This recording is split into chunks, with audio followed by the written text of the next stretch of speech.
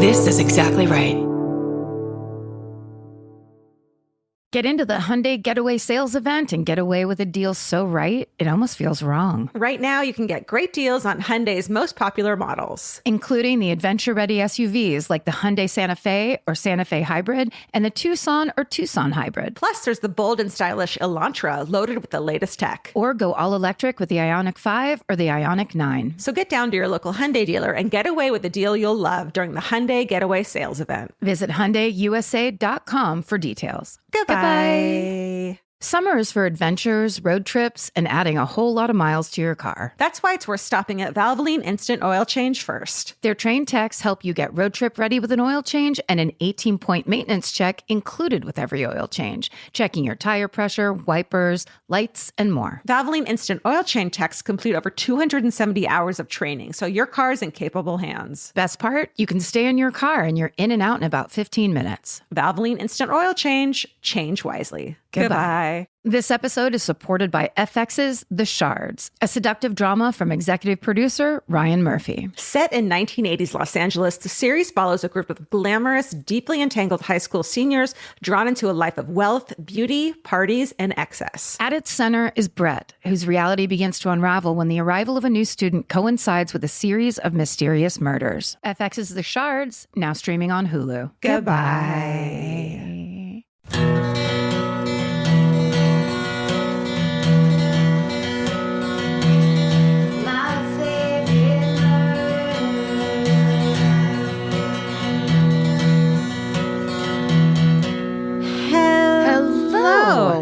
And welcome to Rewind with Karen and Georgia. You see, every Wednesday, we transport you to a simpler time back when the iPhone 7 was cutting edge and Suicide Squad dominated the box office. That's right. So join us as we take you back to August 11th, 2016, because now you can basically all be day one listeners. And today we're recapping episode 29, which at the time we named 29 with the German spelling of the word nine. 29, I think is how you pronounce it. Seems problematic to me in the light of 2025.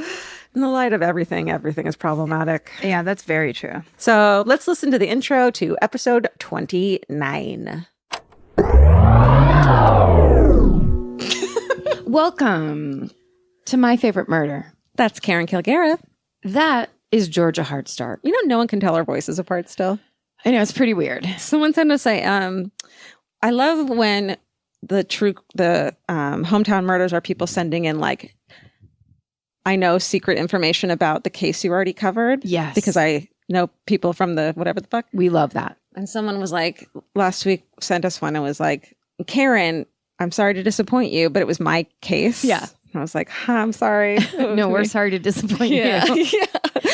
That happens a lot when people talk about, I love when, I think they say like, Karen says, oh my fucking God, when George is telling it, whatever it was like the reverse. And I knew it was for sure because it was like one of your phrases. Yeah. Jesus fucking Christ. But yeah, I mean, I just think it's precious. It's so weird. I feel like, we're such different people. There was a fucking thing on Facebook that was like, are you a Karen or a Georgia? Did you see that? No. And it made me sad. No. Why? Because I was like, nobody wants to be me. Were they both bad? No, everyone loves you. And everyone's like, I'm a Karen, but my best friend is a Georgia. So that's fine.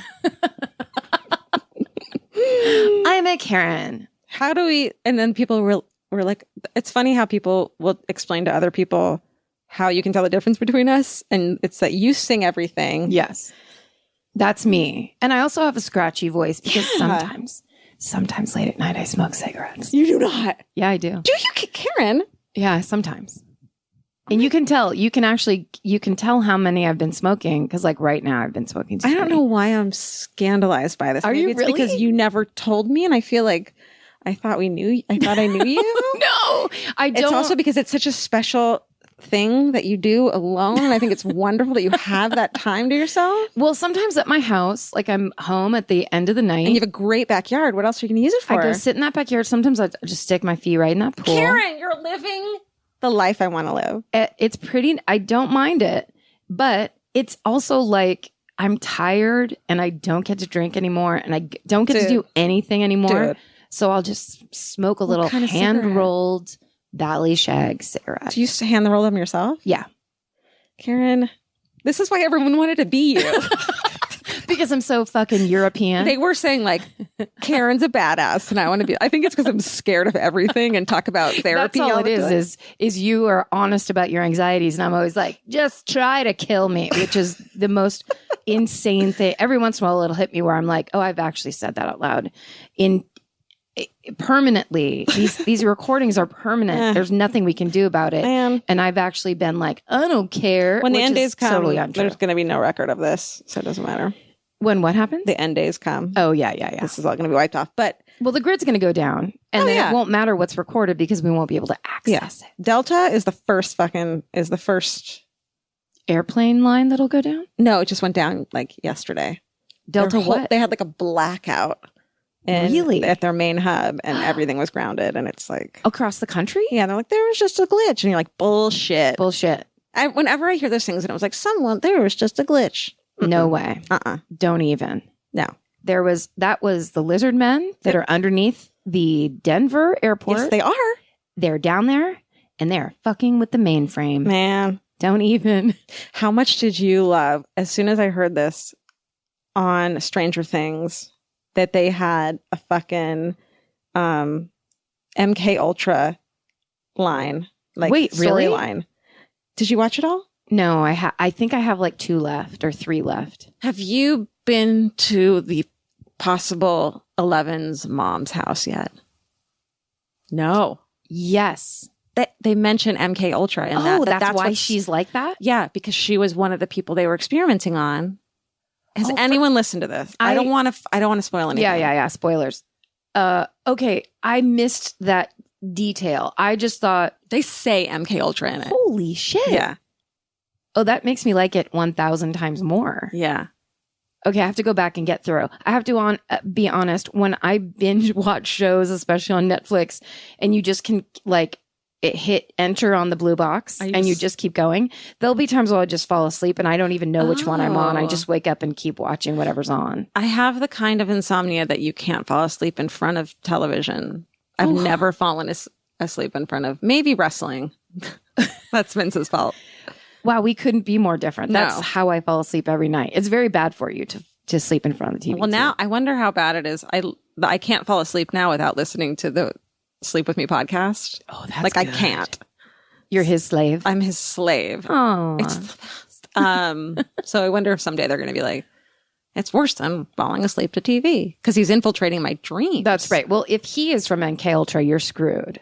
Oh yeah, yeah. I'm kind of okay with it. Do you think he's so great? You're fine with it. I'm fine with it. Whatever his agenda might be. Like same with Elvis. When everyone is like, oh, you get a virus from cats and it takes over your brain and makes you a zombie, and I'm like, I don't care. Like, he's so cute. He's so nice. He's so sweet. If he thinks I need to be a zombie, then I'll, he knows what's best for me. Sure, absolutely. Yeah. And also, you're going to go, whether you're a zombie for a cat or you get hit by a bus, you are going to leave this earthly plane. Mm-hmm. So just accept it. Yeah. His head smells like a library book. The girl who was in love with her cat. All right. Do you have housekeeping? I have a housekeeping that makes me very happy. Oh, good. Because it's twofold housekeeping. It was a tweet that my hero, Nico Case, singer-songwriter, Nico Case tweeted. You got a tiny little happy clap from Steven just now. Yay! We love her. Love Nico Case. Don't tell me that the connection was lost and there was a loading error phone. No. Well, basically, she retweeted this story, I'm pretty sure it was from the CBC, about how the Canadian government is now opening an investigation on all the missing Indigenous women in Canada. So that's like all the women. So, like Robert Picton, I'm going to eventually do one on him if you don't beat me to it. He's the pig farmer in Canada that was just murdering women, and I think it was in the hundreds. Did he feed? Yeah. Yeah. Okay. It's a bad one. It's so I wouldn't so tackle dark. that. It's yours. Okay. Because it's too dark? It's too something for me, but I don't know what yet. Too many pigs? Too many pigs, man. No, it's just, I don't know. Well, so it's too making a murderer. Oh, okay. In a lot of different ways. Go ahead. Sorry. Well, there's just a there's been a bunch of, and this is in America, I think our version of it is women of color, Black women that get murdered. And it's just as if no one talks about it. Isn't you see all the little blonde girls are always on the news if they go missing or are murdered, but it doesn't happen with Black women. And so the Canadian version, I think, is Indigenous women. Indian women is the incorrect term for it. But so there's the Highway of Tears where women go disappearing on it. Robert Picton, they named another guy that I didn't recognize the name. I hope Picton is the right last name. Anyway. You know what? I won't do mass murders because I feel like I won't give enough time to each of the women. I'd rather do this is what the victim was, who the victim was, their story. Right. Then here's who the murderer was. And it's like, and there's 19 women. Right. Yeah, no, then that's, okay. This is bad. So that's yours. But anyway, it's like hundreds of indigenous women have gone missing in the last, say, if I could open this article, I would be accurate with my numbers.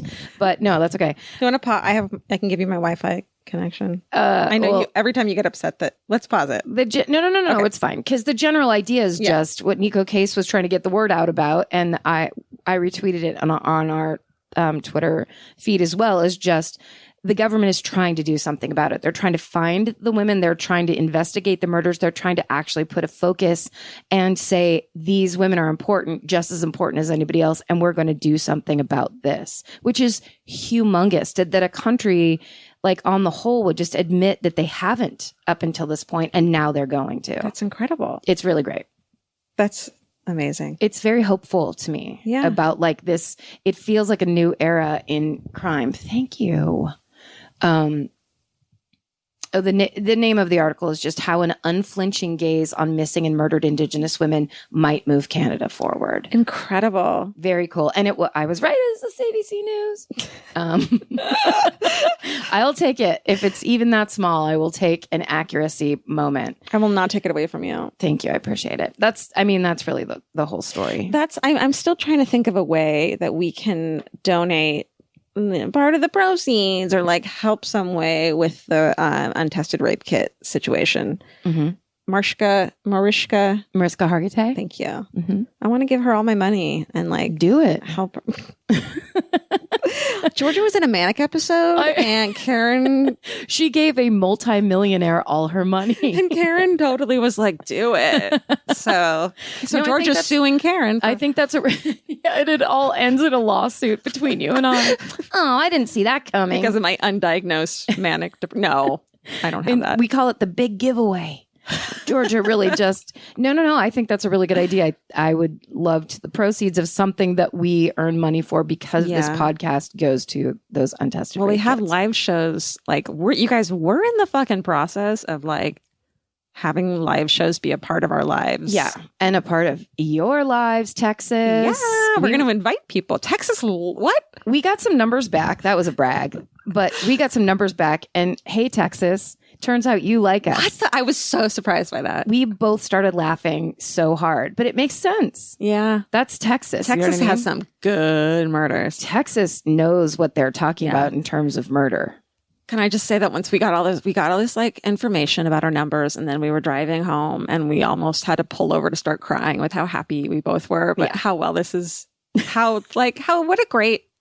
It's pretty nice. It's pretty great. It's pretty nice that we're getting popular because we talk about death. Yeah. I think that's lovely. I love you guys. Thanks for listening. Okay. I also want to say really quickly that in therapy, one of the things I talked about was that how crazy I am and how much anxiety I have because when I go to the back of my building to do laundry, I lock my front door. And how crazy is that I think someone's going to break in? And then I read an article. There's a fucking Echo Park rapist. And one of the ways he got into her house was when she was doing fucking laundry in the back of her apartment and she left her door unlocked and went in. There is, it's not anxiety when you're just being careful. I texted my therapist the article and said, in your face, bitch? No, because she was like, yeah. Now she doesn't want to see me anymore. And now she said, find someone else. No, because she was like, we're allowed to take certain precautions and that's okay. And you can do that. But when you start, blah, blah, blah, then so she supported it. And I was like, I feel so justified. Well, also that's good. I mean, Jesus Christ. Good to know, right? Yes. Hey, there's no shame in locking things. I lock people will walk by in the crosswalk and they're part of my brain goes, they might be able to hear it if you lock the door or whatever. And it's like, I don't give a shit. Doesn't There's matter. a much louder voice that says, sorry to offend you, but you don't get to, in case you had the idea. Right. Maybe you're on some white drug I So can't like when detect. you're sitting at a stop sign and someone goes to walk by and you go click to lock your car door. Yeah. Yeah. And you're like, oh, they're going to get mad at me? Fuck you. Well, because You sometimes look creepy. That's a good way to let someone know they look creepy. Yeah, I get the idea because you're giving me the eye. Yeah. So yeah, don't. We've said this a million times. Fuck politeness. Fuck politeness. Essentially. Yeah. There could be new listeners who don't yet know to fuck politeness. Oh yeah, fuck politeness, and well, you'll learn. There's a ton of stuff. You'll have a lot of So many experiences things. in your life that'll make you question. How about if you're going between the laundry room and your house, lock your goddamn door. Lock your fucking door. If you live in a major city or not at your parents' house, lock your door. It feels really good because literally that was a worry every single time I walk out back. Is I come in the door and I check for the cats because if the cats were still out where they were, that meant no one was in there but if they were hiding, that would mean someone came in the house. Right. That's crazy. No, it's not. That's a good theory. That's a theory based on observation. Yeah. And we're back. Hey, if you're still listening from Texas, thank you. Yeah. Thanks, you guys. Incredible. What a miracle. Texas was there in the beginning. They wed there hard for us. They do that. They do everything a little hard, like core. They're like, they rep and they're there. That made me think of, wasn't it in Texas, I believe, Dallas, when the women got into our van to go to the theater? And the driver was just like, they just thought it was like one of the Ubers or something. And the driver was just like, I guess these are the podcasters. Two girls. Yeah, they were like, and then we met them as they were returned to the hotel and returned to the, like, to not being us. Off. Yeah. And Drunk. They were very funny. Yeah. That's Texas to me. That's Texas in my heart. It was a beautiful night. It's so funny that was the beginning of Are You a Karen? Are You a Georgia? I know. That was like the BuzzFeed days. Crazy. Oh, it seems like 1,000 years ago. That was a BuzzFeed quiz. So exciting. Like, this is when everything was just like popping off in a really unexpected, insane way. Yeah. Like, we just didn't know what the hell was happening. We really didn't. We thought it was kind of funny. And as I've said 1,000 times, I thought it was going to wrap up in 3 to 5 weeks. And you never covered Robert Pickton, which I think is a good thing, right?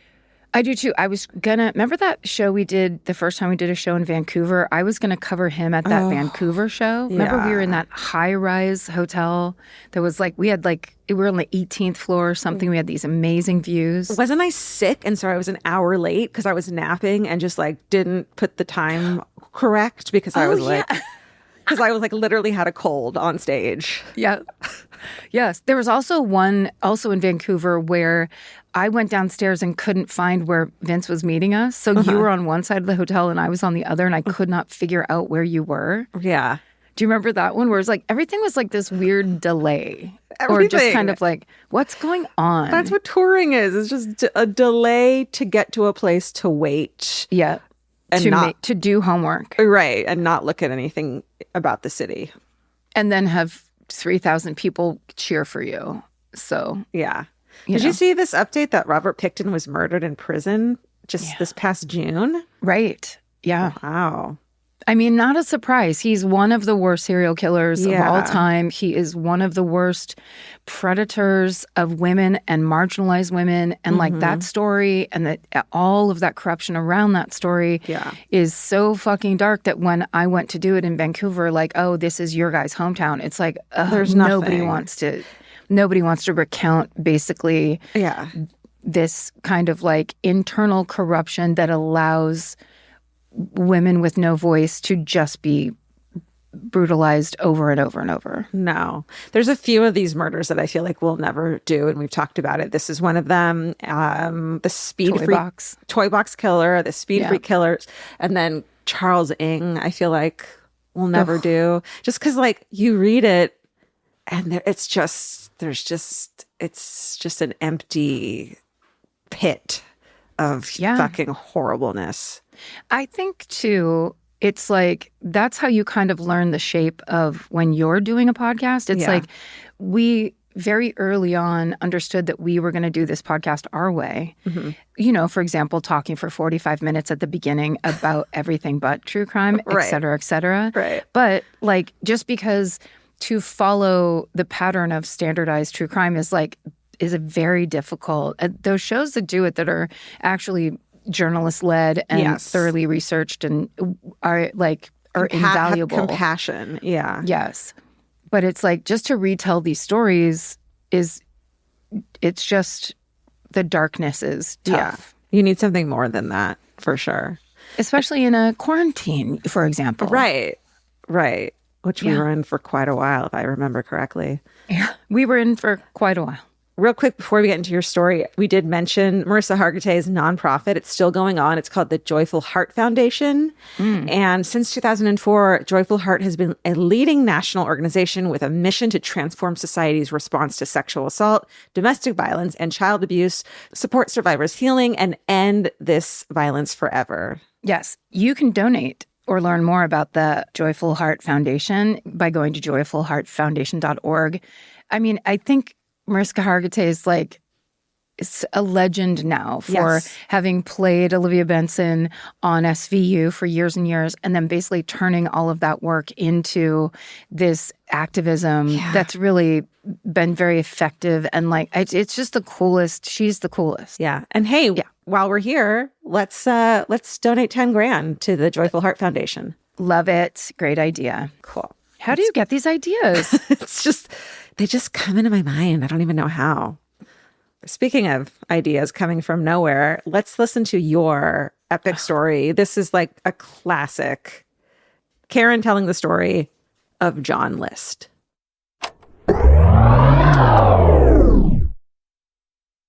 Summer means a whole new world for your feet. They're walking more, sweating more, and going barefoot all day long. For summer feet that need real comfort, there's Bombas. Bombas has a whole line of sport-specific socks for golf, yoga, the gym, and every kind of runner. They also make soft, supportive compression socks that are especially great for summer travel. Bombas sandals and slides are made from super lightweight, cushy, waterproof EVA foam, so they feel incredibly comfortable. And the best part? For every item you buy, Bombas donates an essential clothing item to someone facing housing insecurity, with over 200 million donations and counting. I wore my Bombas compression socks on the plane ride to and from Italy. And listen, I'm a girl of a certain age at this point. It needs to be done. And I felt so comfy and so secure with my cute little Bombas socks. So head over to bombas.com/MFM and use code MFM for 20% off your first purchase. That's BOMBAS.com/MFM, code MFM at checkout.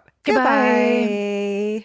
This podcast is brought to you by Squarespace. Every successful small business starts with someone saying, I wonder if people would actually buy this. Squarespace gives you everything you need to find out. From consultations to events and experiences, you can showcase your skills with a customizable website designed to attract clients and grow your business. With Squarespace's collection of cutting-edge design tools, anyone can build a beautiful, professional online presence that perfectly fits their brand or business. Get paid on time with professional invoices and online payments. Plus, streamline your workflow with built-in appointment scheduling and email marketing tools. Head to squarespace.com/murder for a free trial. And when you're ready to launch, use offer code MURDER to save 10% off your first purchase of a website or domain. Goodbye. Get into the Hyundai Getaway Sales Event and get away with a deal so right, it almost feels wrong. Right now, you can get great deals on Hyundai's most popular models, from hybrids to EVs and more. Score on the adventure-ready SUVs like the Hyundai Kona, Tucson, Santa Fe, or Palisade, or the bold and tech-inspired Elantra. And the most advanced and capable Sonata or Sonata Hybrid yet. Or go all-electric with the Ioniq 5 or Ioniq 9. But getting away with a great deal is just the beginning, because every new Hyundai is backed by America's best warranty. Which means you can shop with confidence and drive with unrivaled peace of mind. So get down to your local Hyundai dealer and get away with a deal you'll truly love, but don't wait. The Hyundai Getaway Sales Event won't be around for long. Visit HyundaiUSA.com now for details. Goodbye. So I've known about this one for a long time because it was made famous by that great American television show, America's Most Wanted. Hell yeah. Do you remember the America's Most Wanted about John List, the man who killed his entire family and then disappeared for 19 years? Yes. Yes, you do. Fuck yes. Well, that's my favorite murder for this week. Let me hear it. I'm going to tell you all about it. All right. So John List was a successful businessman. He was a devout, lifelong Lutheran. He was a Sunday school teacher. He was a Boy Scout leader, a husband, a father of 3. His family lived with his mother, so their grandmother, in a sprawling 19-room mansion called Breeze Knoll in Westfield, New Jersey. But behind closed doors, things were not going well. Shocking. This is me kind of trying to write like a, 2020 version of this. This is a narrative. I'm really trying to put something into this, and it might not really work out that well because it feels a bit sweaty right now. I feel like I'm trying. Well, it's hot in here. It also is very hot.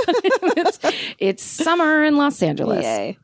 So John List's wife, Helen, which none of this you knew from America's Most Wanted. Oh, I love this stuff. Tell me. His wife, Helen, was an alcoholic who was verbally abusive and unstable. She sounds fun. When you see the picture of the List family, her eyes are going in 2 different directions. Was she dressed well, though? Yes. The picture I think was from like the mid 60s. So they look like any family. Oh my God. I just picture her at like a party and she's just drunk and but she looks amazing. Yes. I love it. Like she's got like a Jackie O outfit on, but her face is just like kooky eyes and like bubbles above her head. She's like talking loudly about their bedroom secrets. Oh yeah, girl. You just nailed it. Shut up. Okay. Ready? Oh my God. So, she had demanded that John buy her that colonial mansion in Westfield, which is a very ritzy, apparently, town in New Jersey, or was in the 60s and 70s, when John landed his high-status position as bank vice president and comptroller, which is one of my favorite words in the English language. So good. Comptroller. I don't know what it means. I love to say it. I'm running for comptroller this year. Okay, so what no one knew is that John had recently been fired from being the bank president and comptroller. Stress. And he, even though he was an ambitious career man, could never hold a job for more than a couple of years because of his personality issues, quote unquote. Oh my God. But he couldn't let his family know that he'd gotten fired. So every day he got up and he put on his suit and he grabbed his briefcase and he went to the train station like he was going to work. And those people terrify me. Yes. It's such deep denial. It's insane denial of like, everything's fine. Yeah. And then there's crazy things boiling underneath. Fuck, those people, man. Yeah. So he would sit at the train station and read newspapers all day until it was time to, quote unquote, come home from work. Holy shit. Right. And meanwhile, he was skimming money off of his mother's bank account so he could pay his crazy mortgage on his colonial 19-room mansion. And all the other bills are piling up. So in short, John List was a Lutheran fuck up under pressure. That's what I wrote. That's good. So here's his plan. On the morning of November 9th, 1971, after his children had left for school, John walked into the kitchen where his wife was drinking her morning coffee at the kitchen table, and he walked up and he shot her in the back of the head with a 9mm handgun. Wow. Then he went upstairs to the 3rd floor of their mansion where his mother had her own, suite? Yes, her own little apartment. Wing. Yeah, a wing of the mansion. Mm-hmm. And he shot her in the head right over her left eye, which to me sounds like he shot her face to face. Oh, yeah. Which is pretty intense. Jesus. Then he drove to the bank and he closed his account and his mother's accounts, and he cashed in his mother's savings bonds. He came home, he went to his study, he collected some old photos and documents concerning the mansion's history, and he put them in a neat pile on his desk, and he composed a thank you letter to John Whitkey, who was a descendant of the original owner of the house. The shit. You know, the important stuff. Yeah. And then he also wrote 4 other letters. He called Barbara Bader, who was the woman who carpooled his sons, John and Fred, to Roosevelt Junior High School. And she had done that for the last time that morning. Oh, my God. He made an excuse that the whole family was leaving to go to North Carolina the next morning because Helen's mother was extremely ill. And he promised that he would let her know when they were coming back.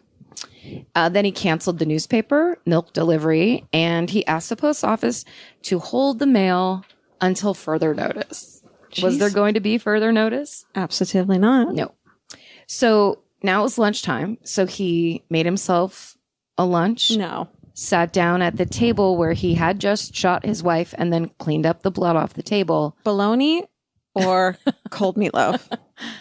I would guess bologna because he's just like, he's all business. He just wants to get proteins and calories. Bologna on white with mustard. With mustard only. And some... Do they have potato chips back then? Don't think John List would eat potato chips. Okay. I think he would eat 2 sandwiches instead of having a delicious side. Oh my God, Karen, that was the best. That was what I was looking for because I love food details. That's my opinion of John List's food details. No, that was beautiful. Yeah. That's the kind of stuff I can't understand that. Like, that's such a dude move. Oh, yeah. Where I'm like, you could have chips, the only thing you want with a sandwich. Yeah. Or you're pickles. Just gonna double down. Pickle slices. Pickles are nice. Yeah. But I always, me and the starches. Oh, right. Well, sure. Everyone can start. But you just don't keep them in your house or you'll eat them all. That's right. I mean, not you. One. So then he went around and cut himself out of every family photo in the entire house. Why is that the craziest part? That is, to me, I did it as a standalone because it's the creepiest fact to me in this whole case. It's so fucking creepy. That is so creepy. Then now it's early afternoon. So he's waiting for his children to come home from school. Patricia, who was 16, a drama nerd, Aww. and it was 1971, so she had been caught smoking pot.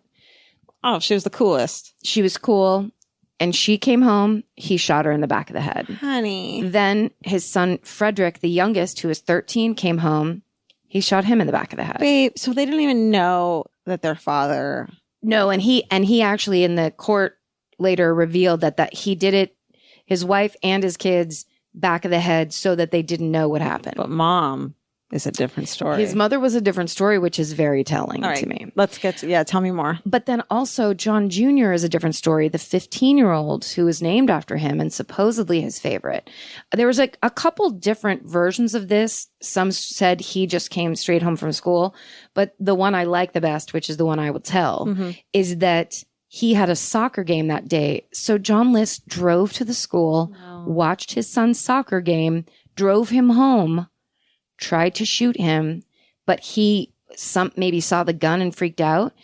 So he ended up shooting him in the face and chest over 10 times. Wow. So overkill, crazy fucking overkill. Yeah. And knew what was happening as it went. Once in the chest and once in the face, I get. Something went worse than wrong, or he hated him more. Like something went especially wrong for 10 times. Yes. Because this was a man that was doing it like neatly and cleanly and pretending systematically. He was like checking off a list. Sure. But when it came, this guy John Jr. didn't play ball and made it hard for him. And I think that's like the rage came out. Oh, yeah. Like, how dare you? You're making this too hard for me. Not even like you're showing me what horrible I am. No. You're ruining my plan. You're ruining my good time. Oh my God. It's hideous. So then he got sleeping bags from the basement, and he put all the bodies on the sleeping bags, then dragged them into the back of the house to what room? The ballroom. Yes. Yeah, they had a ballroom in this mansion that wasn't even decorated or furnished in any way. That's how big this house was. Wow. And so he pulled his wife and 3 children's dead bodies on sleeping bags back into the ballroom. He put a piece of cloth over each of their faces. And he left them there, turned it into basically like a makeshift morgue. Then he fed the children's pet fish in the 20-gallon tank in the dining room. What? Went upstairs and went to sleep. Holy shit. Yeah. So he's are the fish okay? That's Yeah. the kind of thought this man is having. Are the fish okay? Is this, I mean, as much as, because I need to put a name on things, is this sociopath? We'll talk about the name later, but he probably, I mean, I don't know enough. Anytime it's like clearly you have no feelings, that's what I want to label it as. Me too, but yeah, it's almost. But he is, the real term for this guy is a family annihilator. Yeah. And it's like a thing that happens, and there's a couple different kinds. And they'll never kill anyone else again, kind of a thing? Yes, right. It's a situational thing for them. Yeah, tell me more. Okay. So the next morning, he gets up, he gets dressed, he goes downstairs, he turns the thermostat all the way down. Mm-hmm. He turns on every light in the house. And then he leaves the house and he leaves Westfield forever. Now, the weird thing is, no one noticed. Of course. No one in the neighborhood noticed that this family was not there.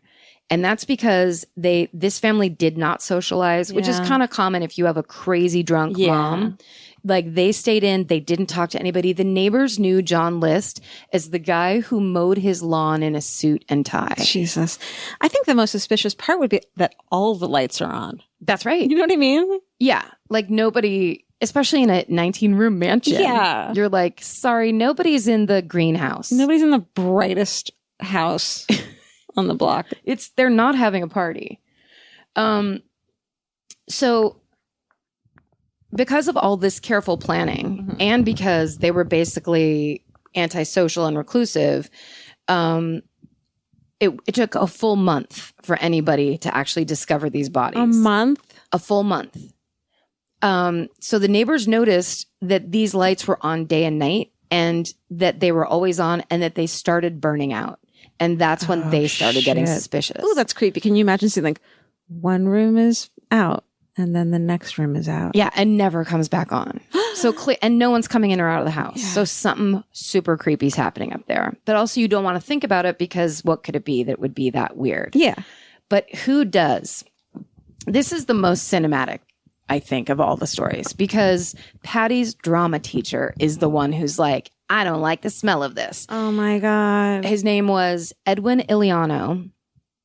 And he thought it was weird that the entire family was gone that long. And also, he had a terrible feeling, because Patty once told him, if this family goes on vacation, my dad has killed us. I knew she talked to him about something. Yeah. She said that? She said it to him. So after, 28 days, and he'd also met him once and thought he was super weird. Oh my God. So after 28 days, Edwin Iliano convinces his associate, Barbara Sheridan, to go to the house with him to check on Patty. And they drive up there. They try to look into some windows, and their being there makes the neighbors call the cops, because they see people finally on the property. Yeah. And when the cops show up, Edwin explains to them, it's, the neighbors, William and Shirley Cunnick are their names. They're the ones that called the police. And patrol officers George Zahelsnick and Charles Heller were the first to arrive. So Iliano explains what's going on, and the officers decide they're going to force open a window and go inside. And when they open that window, they're hit with the smell of death. Stanky. So I forgot, this might be my creepiest detail. Oh, good. When they go into the house, the first thing they notice is that there's organ music playing loudly over the house intercom. I'm going to cry. I'm going to cry because there's an intercom in this house. Okay. And because there's organ music. So you're jealous of the intercom. Yeah, because that's so cool. Yeah. And organ music is the creepiest thing I've ever heard. John List set up, they kept calling it a recorder, and all these articles that I read. Yeah. When you do research, you realize everyone rips everybody off all that. It's hilarious. Insane. So calling something a recorder makes no sense. It sounds like it's the instrument children play in grammar school. Yeah. Which would be even creepier. Just a child playing the recorder really loud. Or it's like, oh God, no. Okay, I was going to go deep. Go on. He had set up a thing that just played this music on a loop until you physically turned it off, and then set it to play over the intercom. What was, like an old machine or something like that? I guess so. Oh. I mean, they call it a recorder, maybe a recording device, or like a reel-to-reel, perhaps. Yeah, that sounds right. Because it was 71. Let's go with that. Oh, I said 2 things organ music is good for: ice skating and mass murdering. See, I'm trying too hard now.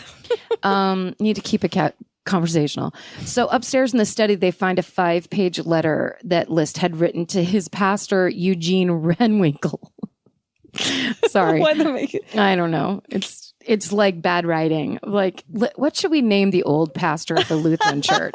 Eugene Renwinkle? Oh my God, I love it. So in that letter, he said he felt the 70s were a sinful time and that his family was beginning to succumb to temptation, especially his daughter, because of her interest in acting, which is an occupation that List viewed as being particularly corrupt and linked to Satan, which is true. Fucking slayed them all. Yes. What the? Yeah, so the holy religious thing to do is kill everybody. John. So it was like, he thought it was like a mercy killing. That's exactly right. He saw too much evil in the world. He'd killed his family to save their souls. That's very nice of you, you fucking dick. And also, how giving. Now, he said he didn't kill himself because... Yeah, well, let's hear it. He didn't kill himself because suicide is a mortal sin, and that would definitely bar him from heaven, as opposed to murdering 5 people, where you're still in a gray area that can be negotiated. What are you talking about? Narcissism, extreme narcissism, yes. Sociopathy. Definitely narcissism. I don't think the sociopath thing might not apply only because this is a one-off. People get mad. It's a 5 off. Sorry. That's 5 off. Okay. We're not saying all narcissists are murderers.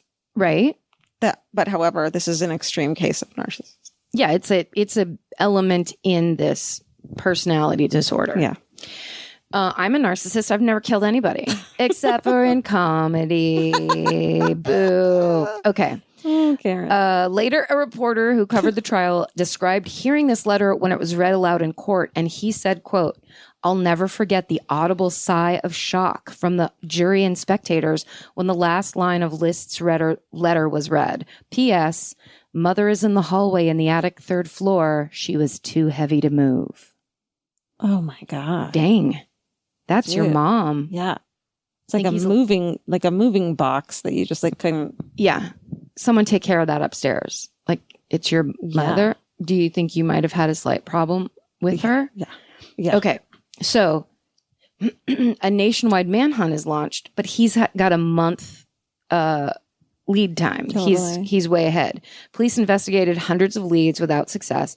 All reliable photographs of List had been destroyed. Oh. So it wasn't, I was creeped out. Yeah. Turns out it was kind of like super creepy smart. Yeah. Oh, I didn't catch on to that. I did not either. The family car was found at Kennedy Airport, but there was no evidence he had boarded a flight. He was gone and would remain gone for 18 years. Wow. Then on May 21st, 1989, forward into the 80s, yay, the murders were recounted on America's Most Wanted, which at the time had been on the air less than a year. Oh my God. And it featured an age-progressed clay bust sculpted by the forensic artist Frank Bender, and it turned out to bear an almost exact resemblance to List's appearance. Maybe I'm making this up, but I fucking remember seeing this. No, you remember because I'm about to hold up a picture to you. I'm so excited. All right. Oh my God. I was 9, so I was like old enough to remember this. Yes. And I remember it. I was 19. Oh, grandma and baby. Give me a hug. Bender consulted a forensic psychologist and created a psychological profile of List. He looked at photographs of List's parents and predicted what he would look like as he aged. Holy shit. He gave him a receding hairline and sagging jaws. Bender was particularly lauded for one final touch he added to his completed artwork. It was a pair of glasses. Bender believed List would not be vain enough to wear contact lenses. However, he said List would have worn a pair of glasses different from those he wore before the murders. He said they would be a pair with thick, dark frames. He and the psychologist theorized that List would do this to hide, in a sense. He would want to disguise the fact that he was a failure and appear more important than he really was. Holy shit. So he put these big old glasses. Remember that? Dude, I remember that. This is real John List, and this is that sculpture. Holy fuck. It's fucking like exact. Oh my God, you guys look this up right now. Look, Steven. Isn't that crazy? We'll put it on social media. Oh, I'll put this on our Insta. But this, Frank Bender nailed it. So literally less than 2 weeks later, Holy shit. they got a ton of calls, but less than 2 weeks later, they find him in Virginia. Wow.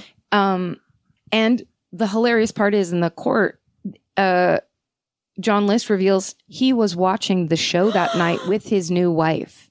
And he was quoted as saying, I was perspiring like anything, but his wife didn't recognize him.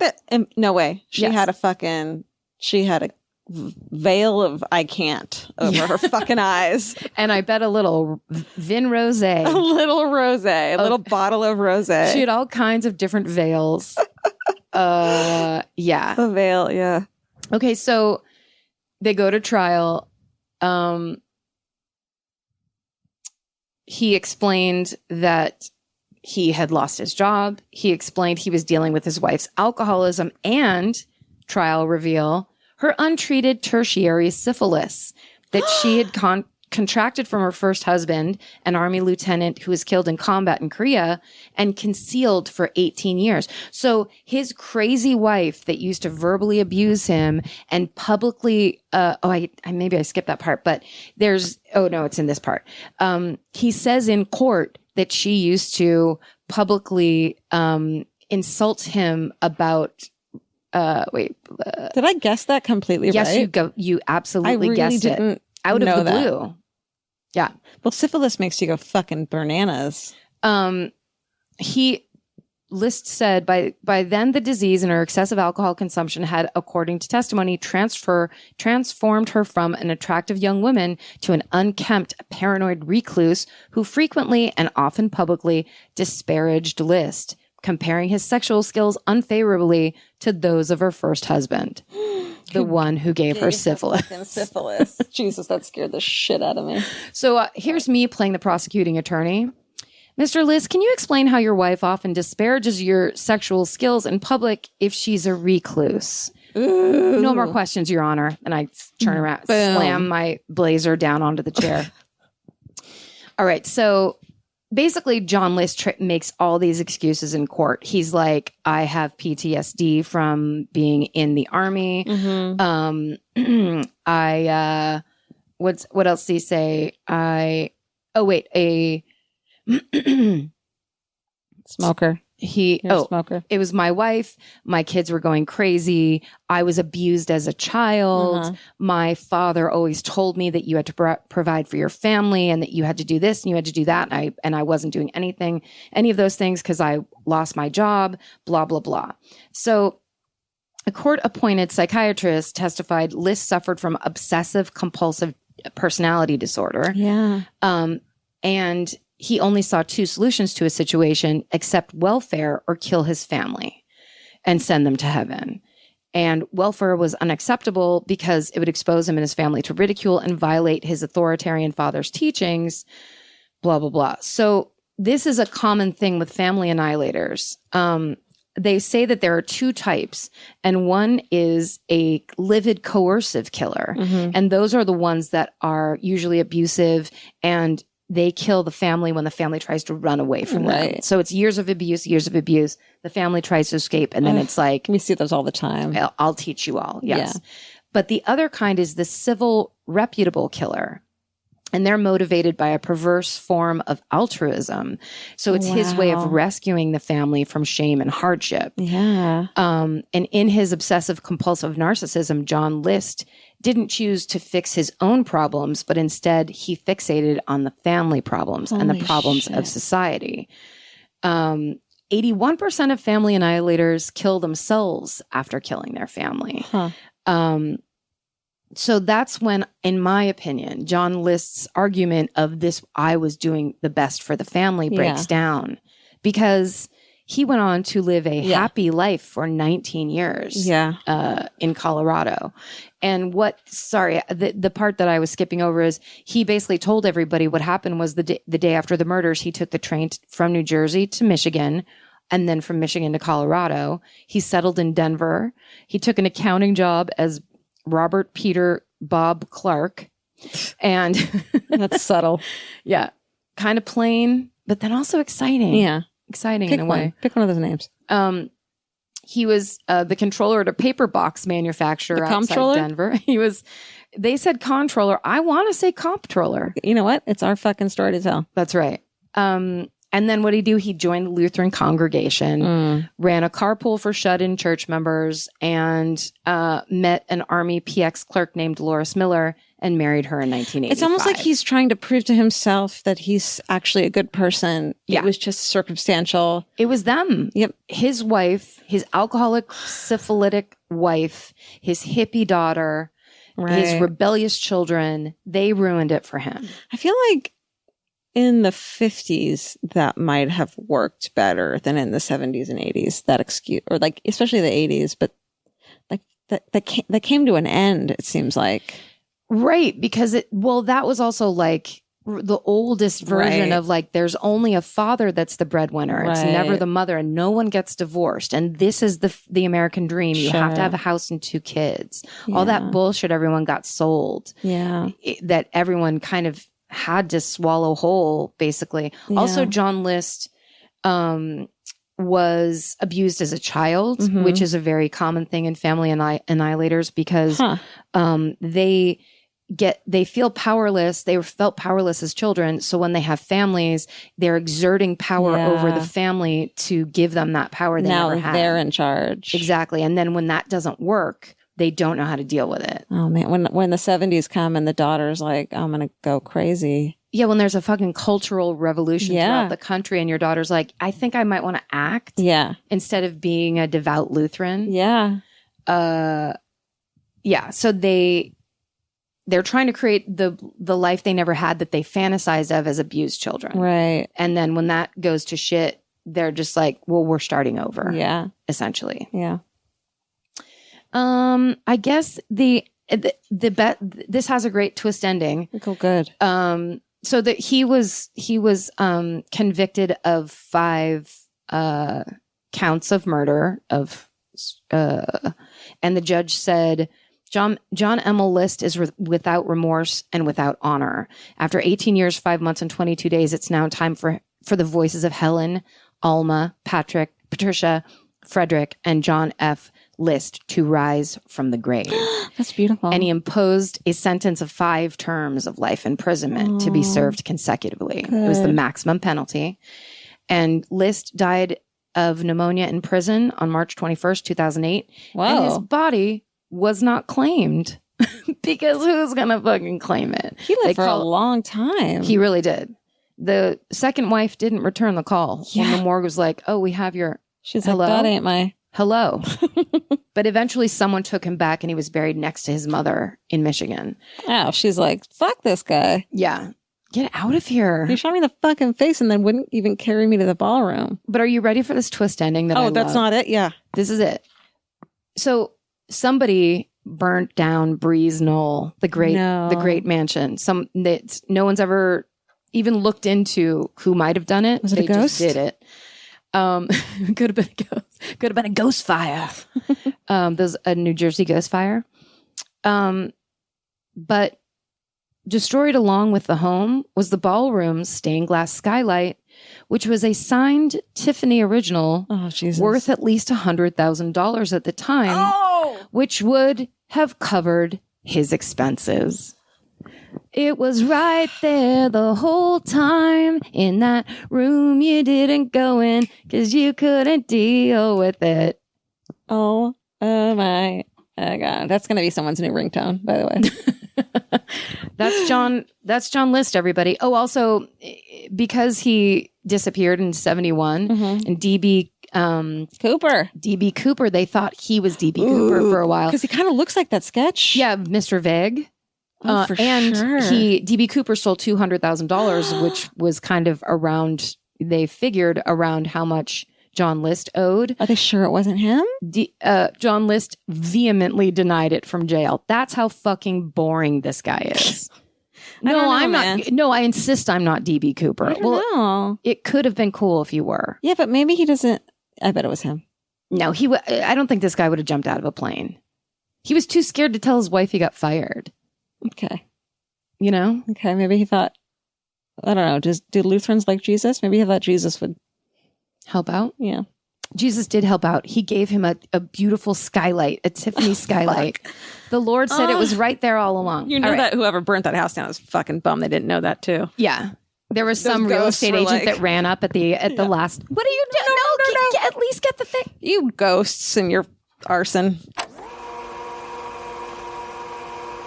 Okay, we're back. Remember when Conan O'Brien guested on our show and told us this story like we had never heard it before? Yeah. But also, I mean, why would he, have ever listened to this podcast? But also that he was in the courtroom when John List. Oh my God. He's a super gigantic murderino, but he also was like, the assumption was we didn't know what he was talking about. It's just like, it was a little like, you've maybe never heard of this one. And it's like, try me. Either that or just I'm fucking telling this story. And it's like, oh, I have some details too. Okay. No, You're right. You're right. One of which, God damn, I think about it literally once a week. Yeah. Is that John List did all of that because he was broke. And meanwhile, in that mansion that he felt pressured to buy, there was a Tiffany fixture. Glass ceiling. It was the glass ceiling. Like a skylight. Yeah. Or was it a light fixture? I can't remember. But either way, it was worth over $100,000, enough to get him out of debt. Let me throw this in there. Okay. Do you think, AKA, I bet he still would have found something later to kill them all for? He would have sold that skylight or light thing, used the $100,000. He still would have fucking killed them on something else. I feel like a family annihilator. Yeah. The problem isn't actually debt. Totally. It's not. You're right. Yes. It's not getting out of debt and everything's fine and everyone's happy. It's he wanted to and he found a way to do it. Yeah. There wasn't a magic key that was going to solve it. And also just that the whole topic of family annihilators, it's so intense. It's so way out there. It's just, and it's crazy because now those stories are coming up more and more. Yeah. And this this story is just so cold and calculated. The whole cutting his face out of the pictures and just, I mean, it's just so sick. Are there any updates? I know he's dead, but anything more? He is here. This is what's important. I've learned what a comptroller is. Webster's Dictionary defines a comptroller as a management level professional who oversees financial reporting and accounting. Also, while he was on the run, John took a job as a controller, which we also didn't understand or care about in the original story. Turns out controllers work for private companies doing the exact same thing. Comptrollers work for governments and nonprofits doing that job. So it turns out a man whose financial irresponsibility led him to murder his entire family actually worked in accounting. That was supposed to be his specialty. Yeah. He can't do anything right. Really. The irony is everywhere with this John List story. Also, the John List story is the America's Most Wanted element that makes it such a legendary true crime story. Totally. And that his fucking new wife was sitting next to him and didn't recognize him, or just, maybe something in her head did, but it's like a movie. Can you imagine? Jesus. Can you imagine? This is why Conan loved the story so much. Okay. It's time for Georgia's story that she does on this episode about the death of Warriena Wright.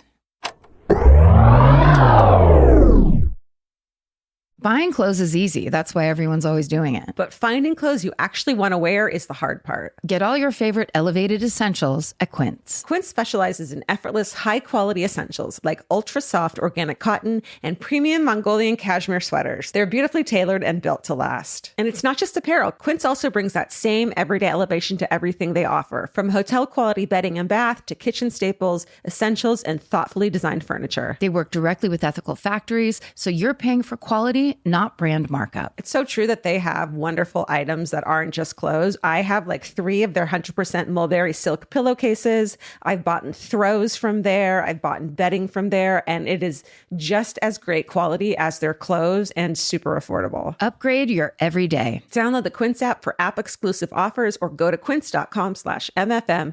Get free shipping on your order and 365-day returns. Now available in Canada and the UK too. QUINCE.com/MFM. Goodbye.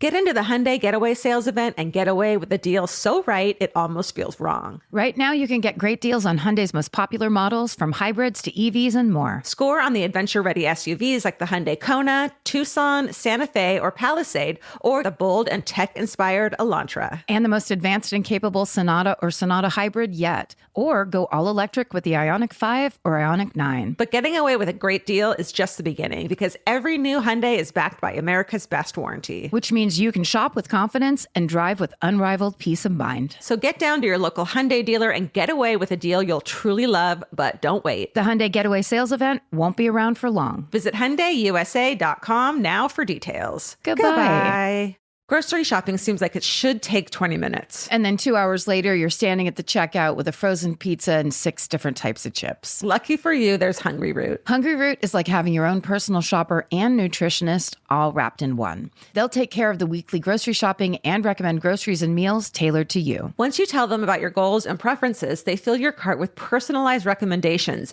And those recommendations get smarter as Hungry Root learns more about what you did or didn't like. Most of Hungry Root's recipes can be made in just 15 minutes or less. You can't get any easier than one pan shakshuka. I've always said that. Yeah, I love the convenience and also the fact that I don't have to go park anywhere. Thank God Hungry Root's around to help us shop and help us build really healthy and delicious meals. For a limited time, get 40% off your first order, plus get a free item in every box for life. Go to hungryroot.com/MFM and use code MFM. That's hungryroot.com/MFM, code MFM, to get 40% off your first box and a free item of your choice for life.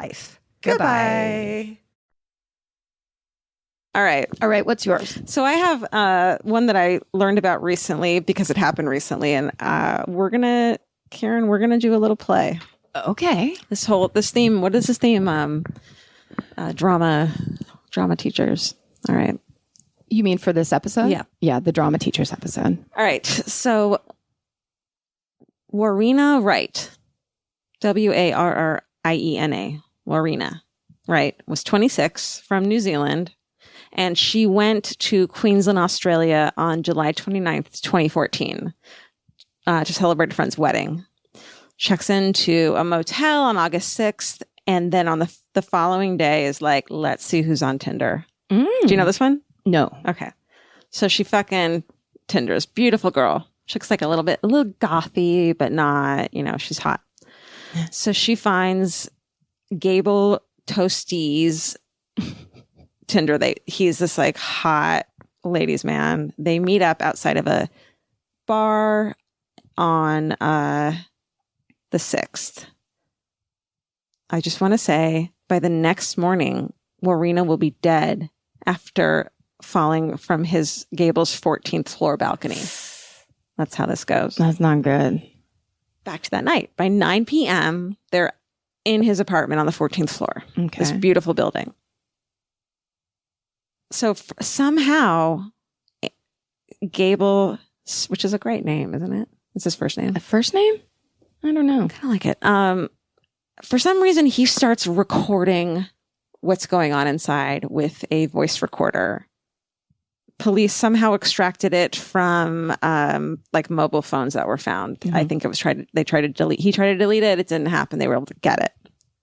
So there's a whole conversation that's recorded. And we're gonna act it out. Yeah. So I'm gonna read, but I'm gonna read. I highlighted your parts. Okay. Oh, thank you. You're Warriena. I'm Gable. But let me read it to you also. Okay. So at 1 a.m., the sound recorder started, and it's later ceased, but the recording starts, music's heard, and 20 seconds into the recording, the man states, "Fuck me." At 1:02 a.m., the man asks the female to chill and have a drink. And she says she is, "I'm a psycho drunk, and do not test me." Then at 1:05, between 1:05 and 1:08, the pair talk about death. The male says, "Throw me off the balcony, and that's it. This is it. Boom." Then at 1:16 a.m., there's laughing sounds are heard, and sounds of hitting are heard as well. But the music continues to play in the background. And that was scary. As if on cue. And there are soft sounds of groaning. Okay. At 1:29 a.m., the male says, I don't like getting beaten up. At 1:36 a.m., the argument begins when the female says she's leaving and can't find her iPhone. She says, "Are you going to fucking untie me? Because I will fucking destroy your jaw." Oh my God. And then Vince unlocked the door and scared the ever-loving cannibal episode. Same thing happened when you were talking about cannibals. Hi, baby. Oh, man. Elvis. Vince April. Okay, you're going to untie me, blah, blah, blah. So at 1:38, the man says, "I should have never given you so much to drink. I thought we were going to have fun." And then he asks her to calm down. At 1:41 a.m., the man asks the female to stay, but says, "You're just a bit violent." He offers to cook some food, and the conversation calms down. Oh, no. At 1:53 a.m., more drinks are poured. Stop drinking, you guys. Yeah, what? You already decided the drinking's bad. Yeah. At 2 a.m., the occupant of the apartment below is woken up by the noise. At 2:10 a.m., in the audio recording, the male tells the female to relax and threatens to kick her ass. Mm-hmm. At 2:11 a.m., there's sounds of a struggle. A minute later, the sounds of rocks possibly being thrown in the apartment is heard. At 2:14, the man says, "That's enough. You've worn out your welcome. You have to leave." The female, out of breath, says, "Okay." At 2:15 a.m., the man says, "I thought you were kidding and I have taken enough. This is fucking bullshit. You're lucky I haven't chucked you off my balcony, you goddamn psycho little bitch." At 2:16 a.m., the female, who is breathing heavily, accuses him of being a sexist and then says, "Lay off." To which the male replies, "Seriously, what?" At 2:17 a.m., the man says, "You're a goddamn psycho. I'm going to let you go. I'm going to walk you out of this apartment just the way you are. You are not going to collect any of your belongings. You are just going to walk out and I'm going to slam the door on you. Do you understand? If you try and pull anything, I'll knock you out. Do you understand?" The female says, "I'm so sorry. I don't care." Okay, so the fall. At 2:17 a.m., sounds of struggling and heavy breathing are heard. The man says, "Let go of it. Let go, let go, let go." At 2:18, the first choking sounds are heard.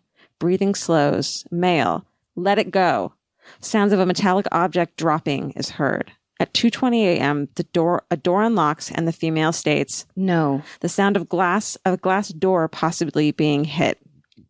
2:20, the man says, "Who the fuck do you think you are, hey?" The female says, No, no, no, no, no, no, no, no, no. The male says, "You tried to kill me, huh? Well, why did you try and hit me with that? Shut your filthy mouth." The female, I'm not going to scream. Screams no. But she's screaming, "No, no, no, no, no, no." The man says, "It's all on recording, it's all being recorded." The female, a lot more no's, "Just let me go home." The male says, "I would, but you've been a bad girl." And then the sounds are heard of a door slamming shut.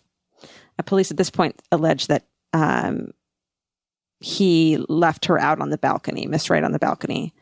The female says, "Just let me go home. Just let me go home." At 2:21 a.m., a female's final words are heard. "Just let me go home." Faint screaming is heard. You're looking at me like I'm gonna. It's horrible. Okay, so put that down. Okay. Right. So the occupant in the apartment below hears a female repeatedly shouting "no," and then sees two legs dangling down. Ugh. So what's going on right now is either she's crazy and drunk and jumping, or she's terrified of this person and trying to get to the balcony below. Yeah. So the witness says, "In a matter of seconds, I saw the person fall from the balcony above mine." Ugh. At 2:21, a call is placed from Gable's phone to his lawyer. The call doesn't connect. At 2:23, a 000, which I'm guessing is 911, call is placed by the woman in the apartment below. Police arrive at the scene. And at the same time, the fob key to his apartment is activated. Closed caption cameras capture a male believed to be Gable approaching the front entrance of the apartment, and he walks back to the elevator and rides it to the basement. At 2:29, sounds of walking are heard in the audio recording, which is still going from earlier in the night. So he has the phone or whatever he's using to record what's With going him on with him. or in the apartment? With him. With him. He's like in the So sorry, garage. he's recording this entire evening? He's recording the whole thing. And people said he might have done it because he was like a creepy pervert and like to record these things, or he took home a lot of women and this is a way to like assure that nothing, just to have it if they go crazy or if, either way, it's sketchy. Yeah. At 3:10 a.m., he orders a pizza. What? Yeah. He says, a piece of pizza supreme, please. He orders a fucking slice of pizza. At 3:23 a.m., a call is placed to his father. He says, hello, Dad. I might have gotten a bit of a situation. I met a girl for a date. She started getting aggressive. We kept drinking, and I think she thought it was like a joke, and she kept like beating me up because she was really drunk. And I forced her out on the balcony, and I think she might have jumped off. And the dad says, oh, no. Are you okay? Yeah. So there's a million cops walking around. I'm fucked up. I don't know what to do. He says, I don't know. I tackled her on my floor inside the building, and I never forced her over the edge. So the dad picks him up, and eventually he's arrested. And so he's claiming he's innocent. She jumped. He has nothing to do with it. He didn't push her over the edge. It's not murder. He's set for trial on October 13th, 2016. But he's free right now. He's out on bond. And he can't stop talking. He's posting shit on like bodybuilders.com. Oh no. He doesn't understand why people are he has to be somewhat narcissistic. Yeah. Oh, you mean like he needs to say his side of it is? Yeah, but he's also saying things about how many women he's been with and he's never hurt them. So he's like bragging about that, how nice his apartment was, how well he does, saying it's a witch hunt. But prosecutors think he could be convicted for murder because she was reportedly in fear of her life and was trying to flee him to the apartment below. Who says that? Those neighbors? The prosecutors say that. Oh, okay. And I'm really interested. I'm really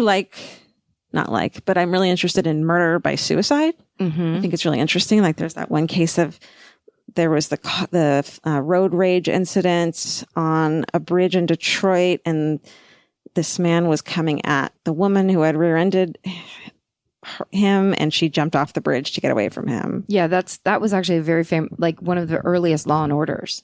Really? Yes. Oh, wow. Yeah. Well, and he was convicted of murder or maybe manslaughter. Because she just didn't know where else to go. Yeah. It was just like trying to get away. Yeah. But also, it was the idea of recording an entire evening just to be sure in and of itself is suspicious to me. Maybe like, what do you need to be sure of that you have been in a position where this has been a problem for you? Or maybe she just already was being a little crazy. Oh, so he started the recording. Yeah. I'm not victim blaming. They were clearly very drunk. Well, maybe he liked to record his sex. But yeah, you're right. I mean, like the things that she's doing don't make a lot of sense. It's not like doesn't seem like she's the only victim at the beginning. Yeah. From what he's saying, but here's the thing. He's the only one who knows it's being recorded. So what he's saying about her attacking him is very specific. And someone on like a Reddit said, or maybe on the Facebook page said, when my boyfriend was beating me up, he'd yell, "Stop it. What are you doing to me? Why are you doing this?" To like get the neighbors to think that she was doing something to him or just to fuck with her in her mind. So it could be that. It could just be in what it sounds like happened from when I read the transcript, which I fucking stayed up all night reading it. It was like, it's so crazy. Is, they were having rough sex. Maybe she wasn't completely coherent. She comes to and is freaked out by it and is trying to get out, but doesn't know how. And he's telling her to calm down because he tells her to calm down a couple times. Right. I think at one point she realized what was happening and picked something up to throw at him. And he gets so angry at that because you can hear him say, like, "You've been a bad girl." she's trying to defend herself. He's like, I'm going to have to lock you out on the balcony to protect myself. But the whole time she's been the victim and she's freaking the fuck out. Ugh. And she's drunk and fucked up. And so she thinks the best option is to go over the side of the edge and get to the balcony below, which... Yeah, that's like something from a movie. It's like, it only works when stuntmen do it. Yeah, anyone in their right mind would never try that. And so she clearly wasn't in her right mind. And is there proof that we know that if she drank, like, I know people who are almost like allergic to alcohol where they have one drink and they're just like legless and out of their minds? No, I don't know. It's not like that. I don't know what her blood alcohol level was. I don't know if they tested her for drugs. Maybe they're keeping all of that for the trial. Yeah. It sounds like that's the story he's trying to push, though, with this recording. Yeah. Is like, you've gone crazy. But he's feeding her alcohol, too. Yeah. So even if it's like, well, look how drunk she was. I mean, his own recording is gonna be the thing that convicts him, I feel like. Well, it's super weird I can't imagine if something terrible happened at my house, like horrifying, like a person committed suicide, I wouldn't be ordering pizza an hour later. No, I mean, I wonder if he was so fucked up and didn't know what was going on, it would almost be like he would go lay down or something or go hide or, like, I don't think. But also this also, it just immediately makes me think of The Night Of, because The Night Of presents you the story where you completely... I have only watched the first episode. Oh, okay. But in general, you empathize with the person that they put in front of you. Right. Because that's the story you're getting. Right. Which is what happens a lot of the time. Is whoever gets a hold of that narrative, then you go, oh, yeah. No, he would never do that. He's so nice. Or whatever story. Yeah. And what people present you. And then the media. And then the shit that they talk about the other person. Yeah. So in a way, not to defend him, I have no idea what's going on in this one. This is crazy. Isn't it? But it makes sense then that if he's kind of out on his own, he's trying to control the narrative by tweeting things and posting shit on bodybuilders.com or whatever you said. I mean, like, then that's a person that's just scrambling and making mistakes. Yeah. I feel like the harder you try to defend yourself on social media, the worse you seem and the more people can pick it apart. Yes, for sure. Because, I mean, web sleuths have gotten a hold of this. The website web sleuths have gotten a hold of this and are like picking it apart. And they think there's been some comments by fake accounts he's made that just know too much about the details. Oh, shit. Yeah, it's like he's his own worst fucking enemy. Well, and also he's paying a lot of attention to the process of this. Right. Which is very strange. Yeah. It's going to be a hard one. I feel like it's going to be a hard one. So sorry, did this just happen days ago? 2014. Oh, okay. But he's being, it's Australia, so I don't know. I feel like he's being indicted, or there's going to be a trial to indict him in October. Oh, okay. Wow. From what I can tell from Australian legal ease. Isn't that fucked up? Yeah. The poor girl, but this whole situation. Guys, don't meet strangers on Tinder. Oh man, I'm going to get in trouble for slut shaming. Oh, that's not slut shaming. But it's so crazy that people just like, that's just dating though. Yeah, but I mean, like, how about that girl in Santa Monica that knew the guy for a year and roofied her drink? Totally. I mean, bad things happen to people. It just happens. Yeah, you're right. But this seems weird because the idea that a person is recording an entire evening and their foreknowledge of that recording and not telling the other person, there's a manipulation on the surface of that that's suspicious. For sure. And to me, it's suspicious to say, I record this because just in case something happens and I need to defend myself. Or it's like, but that's not an accurate defense because we can't see what's actually happening. It's just your playlet. It's also weird at the very end when he's like, I've been recording that. Like he uses it to throw it in her face somehow, almost like you can't prove anything. Yeah, you can't prove anything, or like, why would he use that against her if he, if nothing had happened that he could call the cops for or press charges for. Well, and also he never called the cops, right? No, and he didn't let her go either. Like at one point she was like, I'm getting my shit and I'm leaving. Where's my phone? And he like stopped her from leaving. Yeah. So she was freaked out and wanted to leave too. Both of them, If you had a person, we'll throw this out there. If you had a person in your house, you met on a Tinder date, so you don't know them. You guys are drinking, they get a little crazy. You're the guy, so it's a girl that tries to beat you up. So it's like painful, irritating, not life-threatening. When they want to go, what would be why? Yeah. Why would you keep them there? Yeah. Like this is a crazy, if you're keeping a crazy person in your apartment, it's quote unquote, so crazy. Yeah. That you're making more problems. Yeah. Like you just go, yeah, get out. What are you trying to get out of the situation if you want to keep the person who's crazy and abusive toward you? Yeah, around. You're getting something out of it or it's not as it seems. Right. Well, there's that thing about option that, I mean, abusive people, it's the gaslighting technique where abusive people are like, why are you being so crazy? Like, this isn't that big of a deal. Right.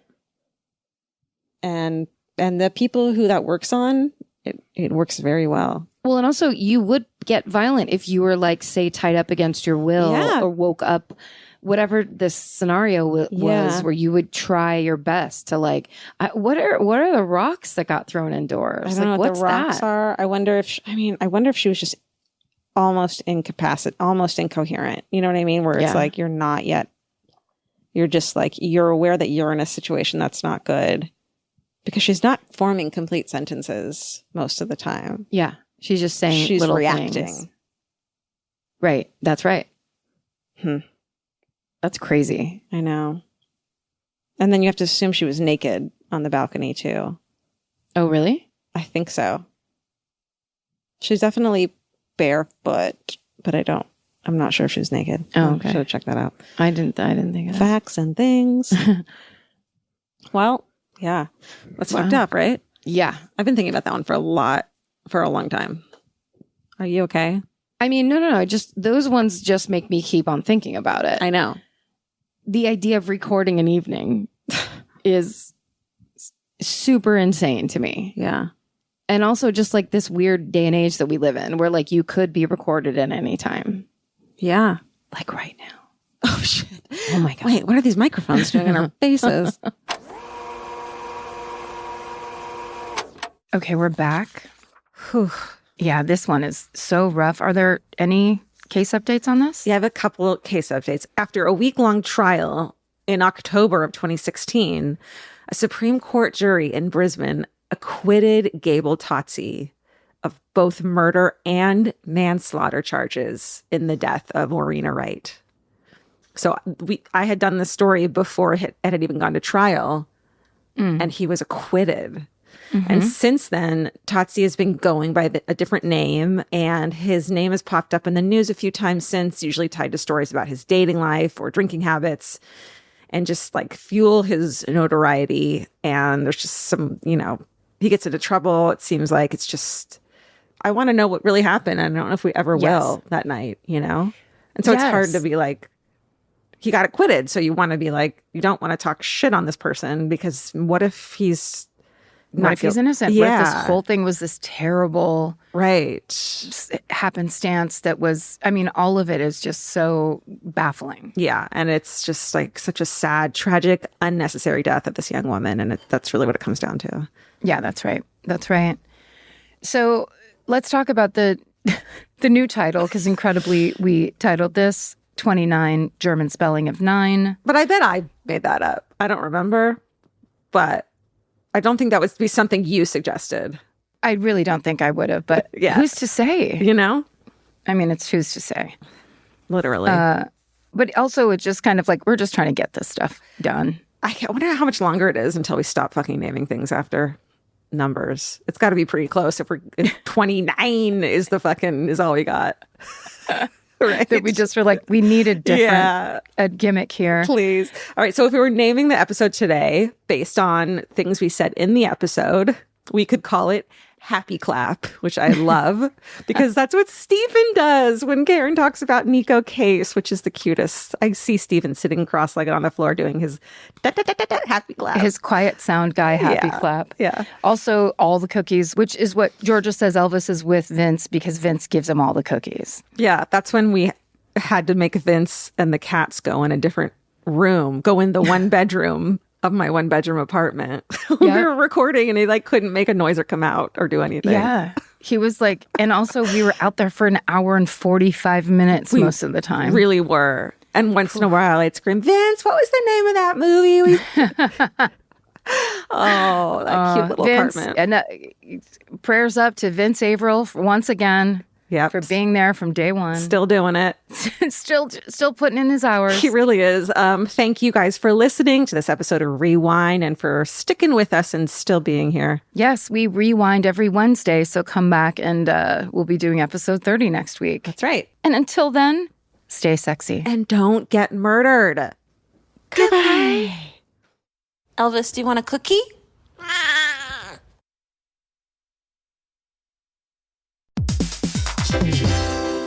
Hey everybody, here's the thing about other home security systems. They're all designed for after the window breaks, after someone's inside, after you get the notification, after the police come. SimpliSafe is the first system designed for before, stopping a break-in before it even begins. That's right. Unlike traditional security systems that only alert you after a break-in is already underway, SimpliSafe is designed to help prevent the crime before it starts. Their cameras can detect suspicious activity at the perimeter and alert live U.S.-based agents. Then SimpliSafe's agents assess the threat, intervene, speak through the camera to scare off the intruders, and call for 911 dispatch. That's right, and SimpliSafe has been protecting your world for 20 years, everybody. So celebrate their anniversary and save 60% on your new SimpliSafe system at simplisafe.com/stuff. That's 60% off, you guys, at simplisafe.com/stuff. Plus, when you order, write in our show name and the How Did You Hear About Us survey to let them know that we sent you. Don't forget, there's no safe like SimpliSafe.